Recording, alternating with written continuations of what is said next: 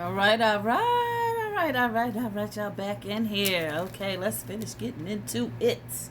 Okay, so regarding that penal system stuff we was talking about and how it affects the chosen.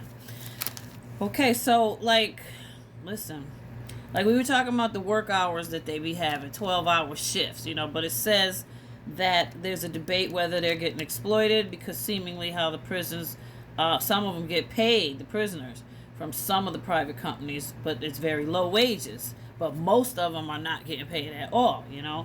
But the biggest problem with that system, everyone says, is the overcrowding.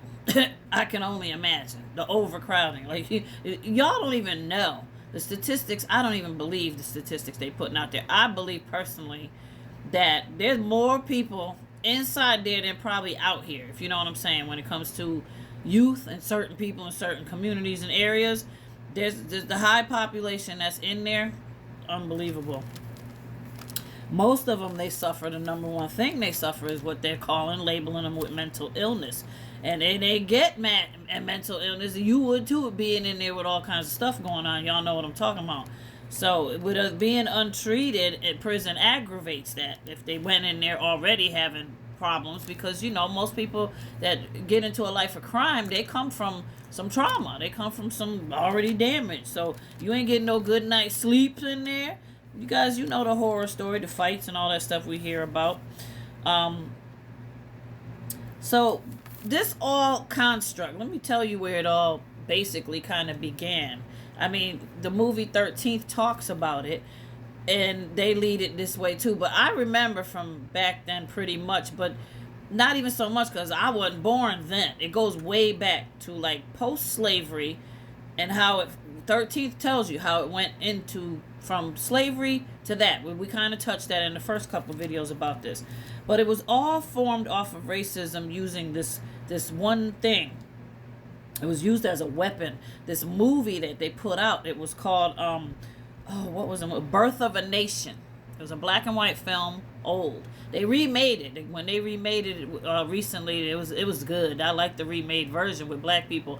But the original was white, decayed people, supremacists. They were in the movie, and what it was supposedly they made it like a black man had in the movie.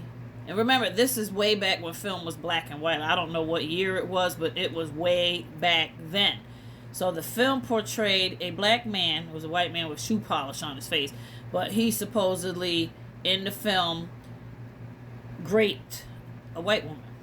But you don't see that, movies back then. But it was, the implication was there, and it caused an uproar everywhere. I mean, white folks saw that, and the fear that went through all these communities. That's why, I believe that Rosewood and all that stuff and Sumner and all that happened when the mobs formed together and they started going after places like Black Wall Street and all that stuff.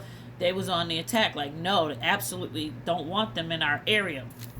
That was part of that, because they set the intention and put that out there. The people flipped out. It was it inflicted so much fear. It produced mobs and lynchings, and it was awful. The fears that were stressed were of attacks, and blacks on their wives. They were worried about that. They was worried about their family, their money. They were scared. Now, I'm not giving that as justification for what happened. I'm just kind of showing you how media is used to do things like this. If they ultimately want it out there, they will make sure it gets out there. They set an intention, put that out there, so the public eye feeds off of that. The mentality is that we can't have this, and that we got to put them in prisons and all that other stuff. They don't belong out here with us. So, to spread the lies we were mongrels, they called us not human and less than 5%, and that one drop rule and all that. But listen, they do go by that one drop rule.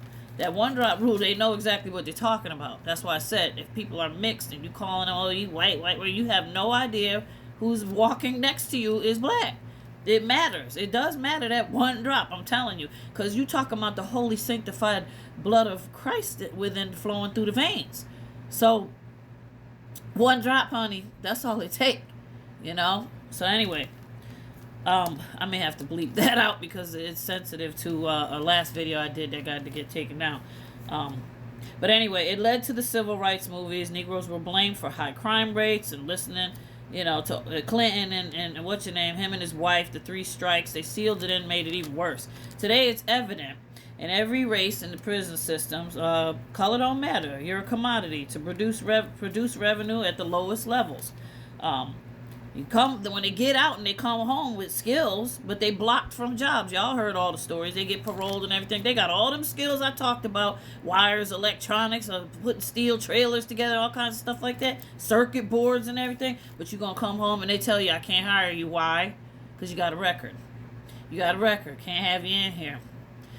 See? They set you up to fail. You commit a crime. That mark on you, especially depending on what the crime is, don't look too good, but it's foul. But at the same time, you want the safety of others, so two double-edged sword. So it's a revolving door that they set up. So you mess up, you end up going right back in, because what else you gonna do? Where you gonna go? A lot of people, I'm telling you, it's true. A lot of the prisoners, some of them, they don't know no other life. They don't. Many of them, they happy to go back. Sometimes they commit crimes because they can't make it on the outside after going through a long incarceration. They don't know the outside, how to deal with the outside. It's too much. Hard to explain and hard for someone to even fathom that someone could come to that conclusion with their life. But guess what? It is what it is. So, yeah, to prison, back to free labor systems of feeding corporate USA. Just go right back in. It ties into this 33 that we talked about in the past videos. Police force, all that. They call them the blue bloods, which also has to do with the type, and they label theirself that because of the 33, where that comes from, fallen Mount Hermon I told you about. So yeah, they call themselves that, and it's basically today it's pretty much like a gang, and some of them do have gangs within. This prison planet, you can't see it, but it's there. It's hidden beneath the surface, so it's like you don't really get it, where you think we live in is all this and this and that, but actually right beneath the surface all this stuff is going on. Strategically, the judicial system, the judges, heads in charge for certain cases, they steer the outcomes, and they using that admiralty and water laws like I told you. I mean, look at the case with the Central Park 5. Okay, now, I talked about that a little bit in a past video. Listen, I support them boys. I bought the shirt, the clothing line that Raymond put together, Madison Park. There's support for them. Listen, I will remember when that case happened, I was up there hanging out in New York. We saw them little boys. I was like, them boys ain't do that. Them little boys did not do that. And that one that did it came out and told the truth. To this day, some of y'all, some of us, still saying them boys did it. I know they did it. They had something to do with it.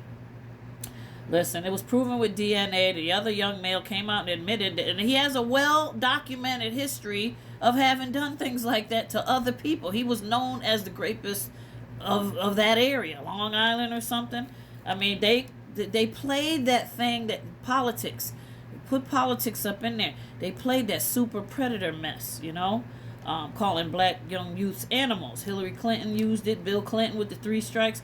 Public pressure, the media. Trump put out a full-page ad to get them boys. That's what he wanted. All 5 boys. Spent $1 million to get it in the New York Post. Back page.